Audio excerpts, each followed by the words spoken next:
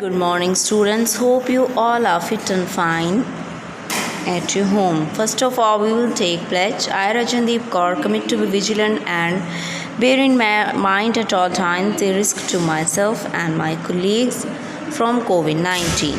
I promise to take all necessary precautions that prevent the spread of this deadly virus. I promise to follow and encourage others to follow the key COVID appropriate behaviors, to always wear a mask or face cover, especially when in public places, to maintain a minimum distance of 6 feet from others, to wash my hands frequently and thoroughly with soap and water. Together we will win this fight against COVID-19. प्रिय विद्यार्थियों, आज हम अध्याय चौथा जो श्री स्वयं प्रकाश लेखक द्वारा लिखा गया है, नेताजी का चश्मा, स्टार्ट करेंगे। सबसे पहले हम लेखक परिचय पढ़ेंगे। स्वयं प्रकाश का जन्म 20 जनवरी 1947 को मध्य प्रदेश के इंदौर नामक शहर में हुआ। आजकल आप भोपाल में रहकर साहित्य सृजन कर रहे हैं तथा वसुधा पत्रिका मैगजीन के एडिटिंग से संपादन से जुड़े हैं। स्वयं प्रकाश जी एक सशक्त उपन्यासकार तथा कहानीकार हैं। अब तक उन्होंने 13 कहानी संग्रह प्रकाशित कर चुके हैं।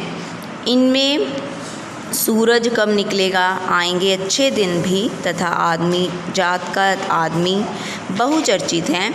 इनकी कहानियों का अनुवाद रूसी भाषा में भी हुआ है। उनके विनय और ईंधन उपन्यास भी अत्यंत लोकप्रिय हैं।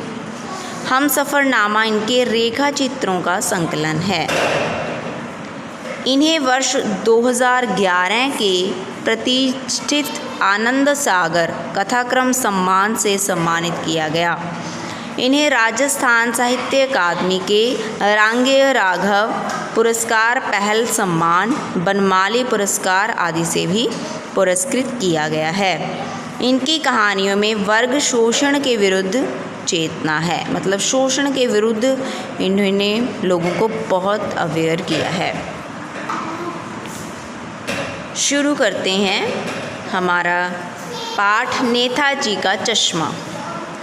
हवलदार साहब को हर 15वें दिन कंपनी के काम के सिलसिले में उस कस्बे से गुज़रना पड़ता था। कस्बा बहुत बड़ा नहीं था। पहला पात्र इसमें हवलदार साहब आ गया, ठीक है। कस्बा बहुत बड़ा नहीं था, मतलब वो हवलदार हैं और वो कंपनी के काम के सिलसिले में एक कस्बा है वहाँ। कस्बा as you very well know, गांव से थोड़ा बड़ा होता है, शहर से थोड़ा छोटा, उसे कस्बा बोल देते हैं। एक कस्बे से गुज़रना पड़ता था। कस्बा बहुत बड़ा नहीं था, जिससे पक्का मकान कहा जा सके वैसे कुछ ही मकान, और जिसे बाज़ार कहा जा सके वैसा एक ही बाज़ार था। कस्बे में लड़कों का एक स्कूल, लड़कियों का एक स्कूल, सीमेंट का एक छोटा सा कारखाना, 2 ओपन एयर सिनेमा घर, थिएटर और 1-2 नगर पालिका भी थी। नगर पालिका थी तो कुछ ना कुछ करती भी रहती थी। कभी कोई सड़क पक्की करवा दी, कभी कुछ पेशाब घर बनवा दिया, कभी कबूतरों की छतरी बनवा दी, तो कभी कवि सम्मेलन करवा दिया। इसी नगर पालिका की किसी उत्साही बोर्ड या प्रशासनिक अधिकारी ने एक बार शहर के मुख्य बाज़ार के मुख्य चौराहे पर नेताजी सुभाष चंद्र बोस की एक संगमरमर होता है मार्बल, वाइट मार्बल की प्रतिमा लगवा दी। प्रतिमा होता है स्टैचू, मूर्ति, ठीक है, लगवा दी। यह कहानी उसी प्रतिमा के बारे में है, बल्कि उसके भी एक छोटे से हिस्से के बारे में है। देखिए इसमें क्या होता है। पूरी बात तो अब पता नहीं, लेकिन लगता है कि देश के अच्छे मूर्तिकारों की जानकारी नहीं होने और अच्छी मूर्ति की लागत अनुमान और उपलब्ध बजट से कहीं बहुत ज़्यादा होने के कारण काफ़ी समय ऊहापोह होता है, मतलब वो अच्छे से कंफर्म नहीं है, उसे ये नहीं पता कि ये सही है या गलत, ठीक है।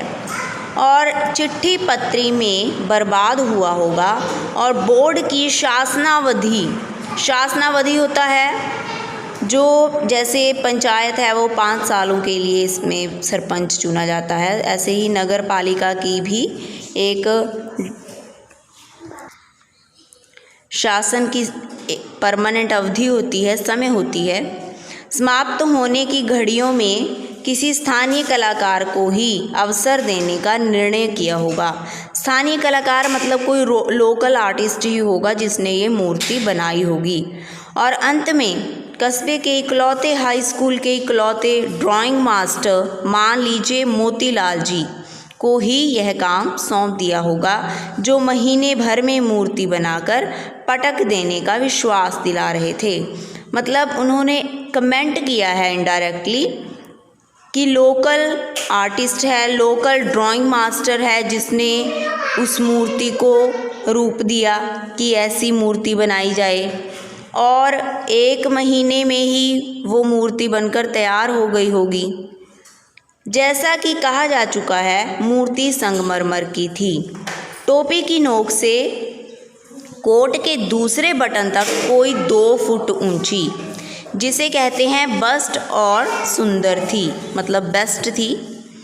नेताजी सुंदर लग रहे थे, कुछ मासूम और कमसीन होता है गंभीर व्यक्तित्व वाले। फौजी वर्दी में मूर्ति को देखते ही दिल्ली चलो और तुम मुझे खून दो, मैं तुम्हें आज़ादी दूंगा, ये बहुत ही पॉपुलर जो इनका नारा है सुभाष चंद्र बोस जी का वगैरह याद आने लगे थे। मतलब जो मूर्ति थी वो काफ़ी प्रभावशाली थी। इस दृष्टि से यह सफल और सराहनीय प्रयास था। मतलब उन्होंने एक लेजेंड की मूर्ति बनाई थी जो बहुत ही अच्छी कोशिश थी, लोग उनसे इंस्पायर होंगे। केवल एक चीज़ की कसर थी जो देखते ही खटकती थी, नेताजी की आँखों पर चश्मा ही नहीं था। यूजुअली वो लगाते थे चश्मा, लेकिन उस मूर्ति में जो आँखें बनी हुई थी उन पर चश्मा नहीं था। यानी चश्मा तो था लेकिन संगमरमर का नहीं था, एक सामान्य और सचमुच के चश्मे का चौड़ा काला फ्रेम मूर्ति को पहना दिया गया था।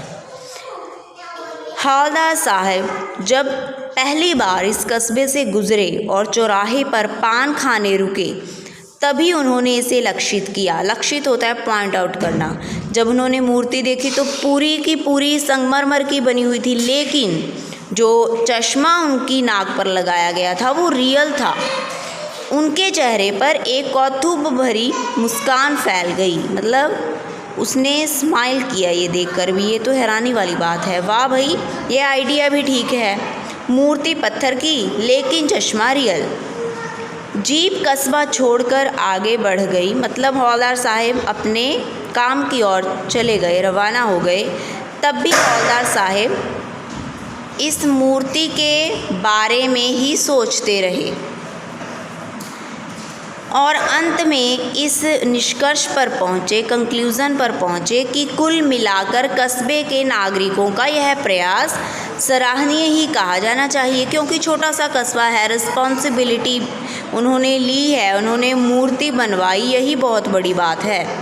महत्व मूर्ति के रंग रूप का या कद का नहीं है, उस भावना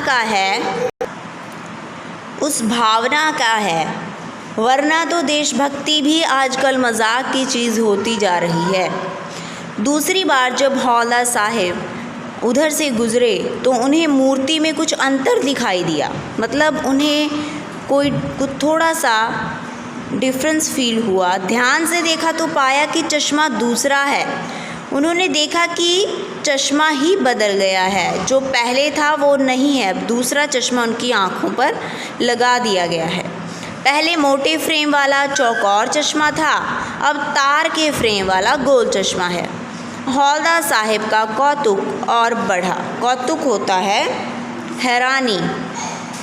वाह भाई, क्या आइडिया है। मूर्ति कपड़े नहीं बदल सकती, लेकिन चश्मा तो बदल ही सकती है। वो अपने मन में विचार कर रही हैं। तीसरी बार फिर नया चश्मा था।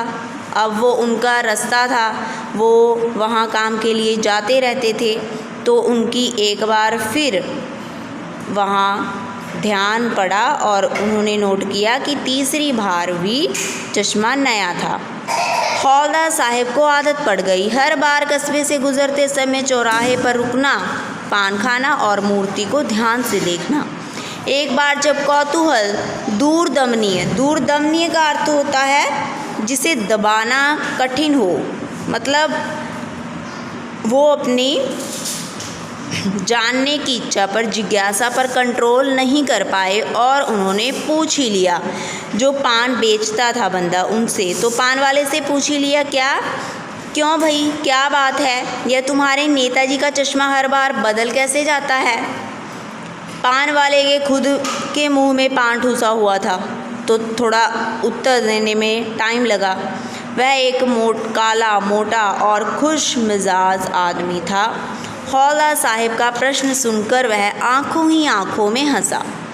उसकी तोंद थिरकी, मतलब वो मोटा था, सो उसकी नेवी वाइब्रेट हो रही थी।